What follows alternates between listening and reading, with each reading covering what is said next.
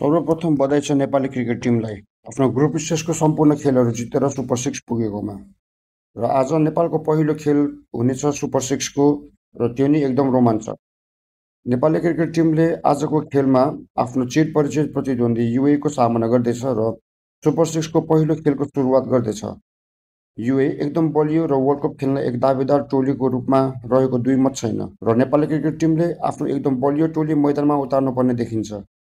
यो game final सरह हुनेछ। जसले खेल जित्नेछ उसको प्रबल सम्भावना बन्नेछ वर्ल्ड कपको लागि क्वालिफाई हुने र नेपाली क्रिकेट टिमले आफ्नो टिममा केही परिवर्तन गर्नुपर्ने देखिन्छ।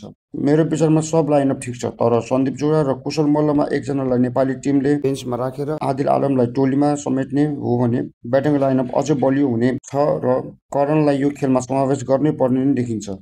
आजको यो खेल नेपाली समय अनुसार 4:15 सुरु हुनेछ। ओमनमा रहनुहुने सम्पूर्ण नेपालीहरूलाई स्टेडियममा गएर साथ दिन हुन हार्दिक अनुरोध गर्दछु। नेपाली क्रिकेट टिमको जितको लागि र खेल जितेर आफूलाई 2026 को इन्डिया र श्रीलङ्कामा हुने T20 वर्ल्ड कपको लागि आफ्नो स्थान पक्का बनाउन शुभकामना व्यक्त गर्दछु। जय नेपाल, जय क्रिकेट। फलो गर्न नबिर्सिनुहोला।